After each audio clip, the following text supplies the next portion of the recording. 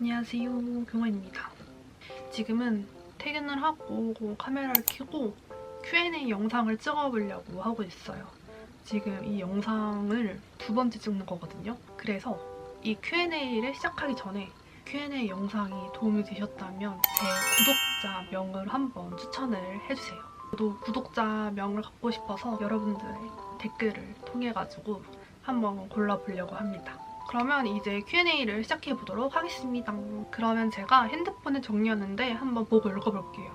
그래서 저한테 온 질문은 크게 취업이랑 이직 관련이랑 그리고 대학원 관련 질문이 크게 두 분류로 온 것 같아요. 그러면 먼저 취업, 이직 관련 질문들을 모아가지고 먼저 얘기를 해보도록 하겠습니다. 일단 첫 번째로 필요한 자격증. 그리고 실내건축 산업기사가 있다면 정산응용제도 기능사 같은 자격증은 패스해도 되는지 알고 싶습니다. 일단 제 생각은 전산응용제도기사는 실내건축 산업기사나 기사가 있으면 따지 않아도 된다고 생각합니다. 칠 수 있는, 시험을 볼 수 있는 조건이 까다롭지 않은 걸로 알고 있거든요. 근데 실내건축 기사나 산업기사는 관련 학과 나와야 되고 산업기사는 2, 3년제 그리고 기사는 4년제를 나와야 되기 때문에 관련 과랑 아주 가장 연관 깊은 자격증은 실내건축 기사라고 생각합니다.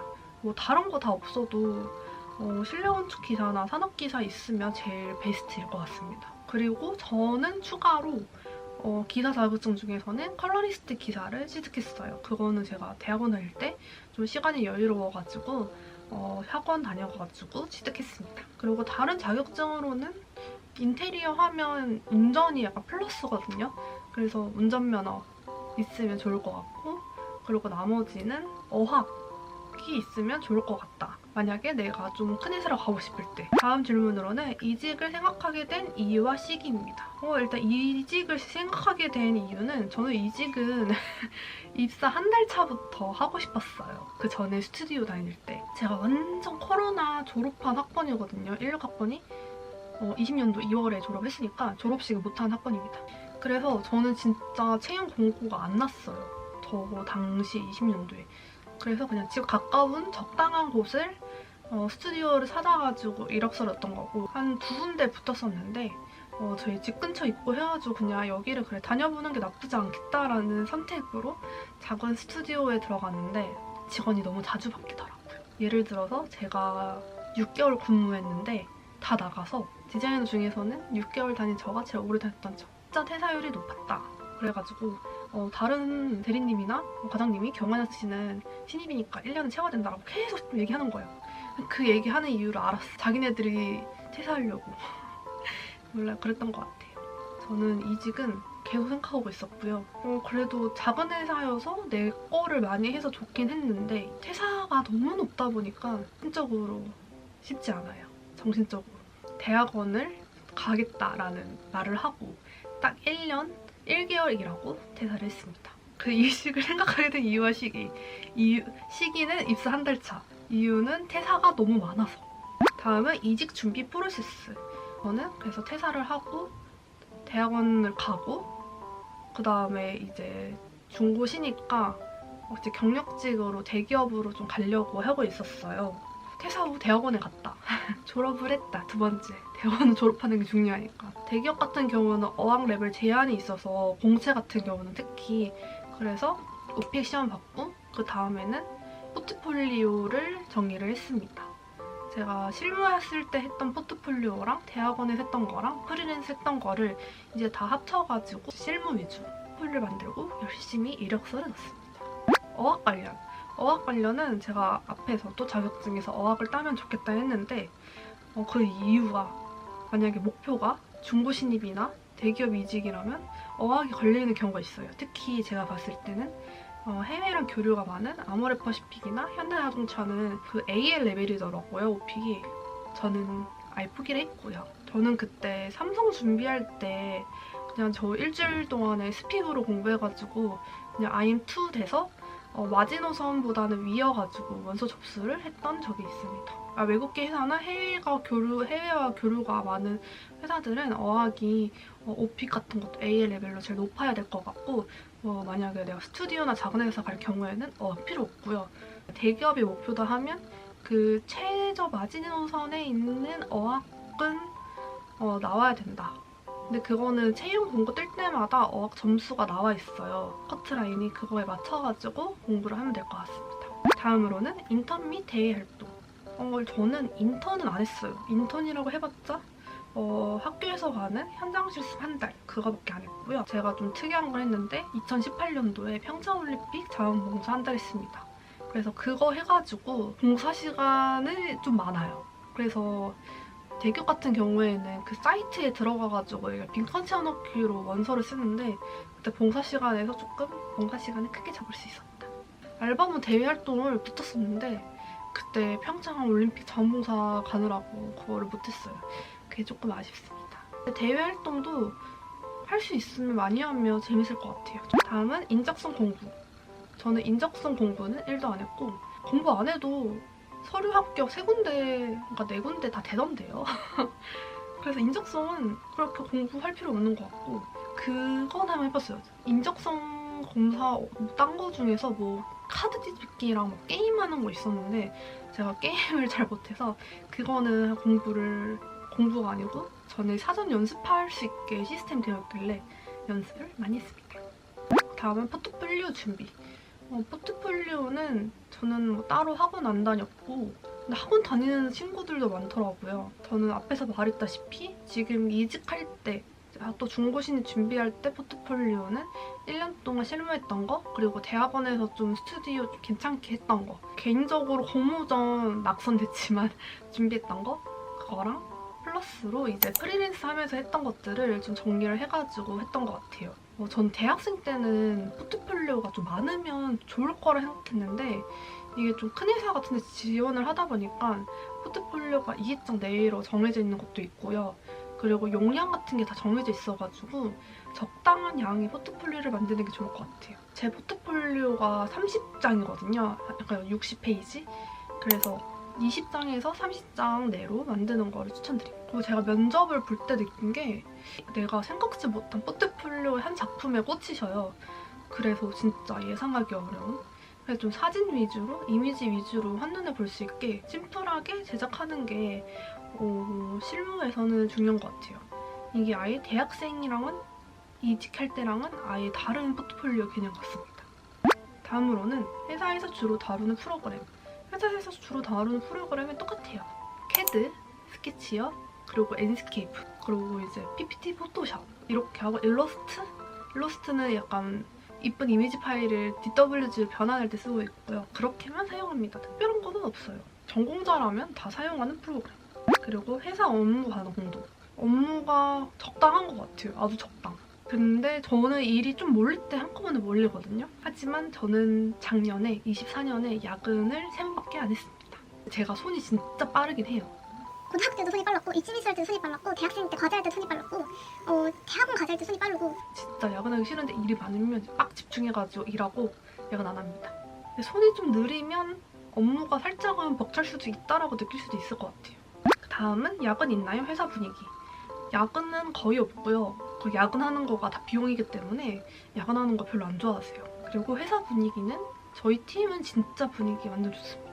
제가 친구들이랑 회사 썰 풀면 저희 팀 진짜 분위기 좋은 것 같아요. 다음으로는 프리랜서로 일할 때 외주 업무는 주로 어디를 통해 받았는지. 지인. 지인입니다. 주로 받았던 게 대학원 언니들 소개. 제가 전 회사에서 같이 일했던 대리님이 회사를 차려가지고 그 대리님의 작업물들 그리고 1년차, 2년차 경력별 연봉. 근데 라떼는 스튜디오가 2,400 줬거든요. 근데 지금은 스튜디오가 아무리 못 줘도 2,800은 주는 것 같아요. 그래서 1년차는 보통 2,800에서 3,000 사이 주는 것 같고 2년차는 그러면 한 3,000, 한 200, 300 주지 않을까라는 생각입니다. 좀 이제 올려서 잘 받아서 가면 스튜디오나 뭐 중견 설계 회사 기준으로 한 3,000 중반이 한 3년차쯤 되는 것 같습니다. 저연차 퇴사 후 재입사 과정에서 어려움은 없었나요? 현재 인테리어 건축업계 상황이 좋지 않다고 알고 있습니다. 작년 이맘때 면접을 많이 보러 다녔거든요. 근데 저는 이때 면접을 3군데를 봤어요. 그래서 저는 서류를 진짜 많이 넣긴 했지만 좀 괜찮은 회사들 골라서 그래도 넣었고 그래서 4군데 면접을 봐본 건데 요즘 진짜 공고가 안 뜨는 것 같아요. 그래서 작년에 취업한 거를 정말 다행으로 여기고 있습니다. 그리고 회사에서는 일을 어떻게 보는지? 회사에서는 그냥 저에 대해 별 생각 없는 것 같아요. 생각보다 연차가 낮은데 생각보다는 일을 괜찮게 한다라고 생각하시는 것 같습니다. 입대가 저밖에 없어서 제가 처음에 딱 회사에서 일을 하려고 하는데 저를 굉장히 그 대학생 애기처럼 대해주더라고요. 아주 설명도 자세하게 해주고 근데 약간 제가 대충 알아들어도 이제 잘 알아듣고 하는 걸 아셔서 그냥 별 생각 없으신 것 같아요. 아주 잘 스며들어서 아주 잘 다니고 있습니다. 자, 퇴사하는 사람이 인테리어 진짜 많고요. 1년 다니고 퇴사하는 사람도 많고 막 6개월 다니고 퇴사하는 사람도 많고 하기 때문에 진짜 케바케고 나랑 잘 맞는 회사가 어딘가에 있을 거예요. 취업 시 졸업 후 공백기 2년 이상 있으면 불리한지 궁금합니다. 근데 공백기가 있으면 다들 안 좋게 보긴 하겠죠? 휴학을 한 이유도 면접할 때 물어보는데 휴학을 왜 했냐고 그럼 졸업 후에 아무것도 안 하면 약간 그렇긴 하겠지만 말을 좀 만들어 가야겠죠? 뭐 어학 공부를 열심히 했다던가 아니면 뭐 여행을 갔는데 내가 좋아하는 디자이너의 건축물을 보고 싶고 인테리어를 보고 싶어서 갔다 오나 뭐 이런 식으로 좀 말을 만들면 될 것 같아요. 왜냐면 내 공백기보다 그 사람들이 나에게 더 마음에 드는 게 있으면 공백기는 그냥 하나의 태클이고 아마 내 장점이나 내 강점에 대해서 질문을 하지 않을까라는 생각입니다. 그래서 내 공백기는 살짝 포장을 하고 내 강점을 좀 더 돋보일 수 있도록 면접을 의도해 가는 게, 말을 의도해 가는 게 중요할 것 같아요. 다음은 대기업 취업 정보는 어디서 왔나요? 저코리아, 사람이, 또 뭐 자소설닷컴. 내가 진짜 가고 싶은 회사가 있어요. 그러면 만약 예를 들어서 삼성이면 삼성그룹 채용 사이트가 따로 있고요. 제가 다니는 현대백화점 그룹 채용 사이트가 따로 있어요. 다코리아나 사람이는 안 뜨는 경우가 있거든요. 그러면 이제 대기업에 그냥 방앗간 들르듯이 들어가서 한 번씩 보면서 공고가 떴네라고 확인하는 것도 좋은 방법인 것 같아요. 자사 공채 홈페이지를 자세히 보아라. 다음은 삼성물산 준비할 때 다닌 포트폴리오 학원. 이 포트폴리오 학원 질문이 진짜 많았는데 일단 제가 다닌 데는 라임 디자인이라는 곳이고 서초에 있어요. 근데 여기는 인테리어 말고 VMD가 더 중점인 학원이거든요. 그래서 저도 이거를 소개를 받아서 간 건데 저도 정규반은 듣지 않고 특강으로 일주일 다녀서 여기가 엄청 좋아요. 커리큘럼이 잘 돼 있어요 라는 말은 못 해드려요. 저도 짧게 다닌 거기 때문에. 근데 단기로 다녔을 때 원장님이 아시는 정보도 많고 또 약간 센스가 되게 있으신 것 같더라고요. 감각이. 그리고 일단 제가 2차 포트폴리오 과제를 통과를 했으니까 어느 정도 도움을 받지 않았을까. 그리고 이건 좀 특이한 질문이었는데 경원님이 생각하는 이케아서를 통과된 이유. 제가 대학원 다닐 때 코리빙 하우스라는 거랑 그리고 논문이 가구 쇼룸 디자인 분석이었거든요. 그래서 그게 다 이케아랑 관련된 거기 때문에 그거를 좀 연관을 시켜가지고 적었던 것 같아요. 내가 쇼룸을 많이 보러 다니면서 뭐 이렇게 연구를 해가지고 뭔가 이케아에서도 어떻게 적용을 해보고 싶다, 이런 디자인을 해보고 싶다 이런 식으로 해가지고 아마 논문 주제가 되게 이케아랑 잘 부합을 해서 통과가 된 거지 않을까라는 생각입니다. 대기업에 가고 싶은데 대학원에 가는 게 큰 차이가 있을지. 일단 여기서 말씀드리고 싶은 거는 대학원 간다고 대기업 가는 건 아니에요. 제 주위에 수많은 대학원 친구들과 대학원 동생들이 있는데 경력이 없으면, 경력이 빵이면 대기업을 바로 가는 게 힘들더라고요. 근데 제 주위에서 봤을 때 최소 1년은 있어야 대기업으로 재취업 이직이 가능하더라고요. 근데 제 주위에서 경력이 빵인 사람들은 대기업에 가도 이제 계약직으로 가거나 아니면 그냥 중견 설계 회사에서 일을 하는 것 같습니다. 당장 가는 것보다 그래도 실무를 조금 하고 가면 좋지 않을까라는 생각이에요. 근데 이거 진짜 케바케입니다. 케바케 사바사. 대학원 연관 질문을 한번 답을 해볼게요. 엄청 자세하게 한 번에 적어주셨어요. 퇴사 후 대학원에 진학하셨다고 들었는데 경력이 몇 년 차일 때 퇴사를 결정하셨는지 궁금합니다. 일반적으로 대학원에 진학하신 분들은 경력 3, 5년 차에 퇴사를 선택한다고 알고 있습니다. 아까 제가 위에서 말한 말이랑 되게 비슷한 질문인 것 같은데 일단 저는 경력이 딱 만 1년, 2년 차 딱 될 때 그만뒀고요. 만 1년이라고. 그리고 추가 질문으로 저연차에 퇴사를 하셨다면 재취업에 대한 불안감이 없었는지 궁금합니다. 저는 대학원 간다고 퇴사할 때 재취업에 불안감은 없었어요. 저는 모르게 나는 꼭 대기업에 갈 거야 라는 생각을 가지고 퇴사를 했거든요. 뭔 자신감인지 몰라. 그래. 저도 왜냐면 그때는 대학원 가면 다 대기업 가는 줄 알았어요. 그래가지고 진짜 자신감 넘치게 나는 대기업 갈 거야 하고 퇴사를 했던 거기 때문에 불안감은 제로였습니다. 현직 디자이너 분들을 보며 실무에서 배우는 것과 이론적으로 배우는 것의 차이가 있으며 실무에서 경력을 쌓으며 배우는 것이 더 효율적이라는 의견이 많다고 생각합니다. 실무 경험이 있으신데도 학문적인 공부를 결심한 점이 존경스러워 그 이유를 알고 싶습니다. 일단 대학원에 결심을 하게 된 계기는 완전 딱 계기는 없었어요. 그냥 대학교 다닐 때도 대학원 가면 좋지, 학벌 업그레이드 하고라는 생각이 있었는데 학비가 너무 비싸가지고 부모님이 노돈으로 가라 해서 이러고 이제 취업을 해서 이제 회사를 열심히 다니는데 회사가 너무 힘든 거죠. 내가 생각했던 회사가 아닌 거. 이제 1년이 다 돼가서 나 퇴사할 거야.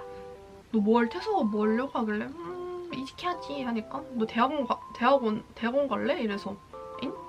내줄 거야? 이랬더니 네, 대학원 학비를 내준다 해가지고 바로 그냥 진짜 다음날부터 포트폴리오 만들고 영국에 써가지고 그 다음 주가 원서 마감일이었거든요. 그래가지고 진짜 겁나 빠르게 초수다 써가지고 원서 접수하고 제가 홍대랑 한양대 봤는데 둘 다 붙어가지고 대학원에 진학을 하게 되었습니다.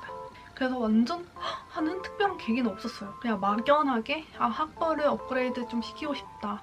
막연하게 가방끈이 좀 더 길어지면 좋지 않을까? 대학원 공부는 좀 다른 거니까 라는 생각을 하고 있었는데 시기가 이렇게 맞게 떨어져가지고 바로 해서 하게 되었습니다. 그리고 제가 여기서 학문적인 공부를 결심하신 점이 존경스러워 그 이유를 알고 싶습니다라는 말이 있는데 제가 홍대를 말고 한양대를 선택한 이유가 이것 때문이었어요. 제가 실무를 하다 왔기 때문에 홍대는 가봤자 어차피 스튜디오 수업 중심이고 설계 중심인데 일단 실무자 입장에서는 대학원생이지만 학생이 배우는 설계 수업은 대학교 4학년에서 레벨업한 수준이라 생각하거든요. 글이랑 제가 머니까 그래 그러면 아예 논문을 전문적으로 쓰는 한양대에 가야겠다라는 생각이 있어가지고 한양대를 선택한 거예요. 저는 후회 없습니다. 홍대 말고 한양대 선택한 거예요. 다음으로는 혹시 대학원 학비는 어떻게 감당하시는지 궁금합니다. 회사 생활을 하며 모아둔 돈으로 생활비와 학비를 충당하셨나요? 일단 대학원 학비는 너무 감사하게 앞에 말했듯이 부모님께서 내주셨고요.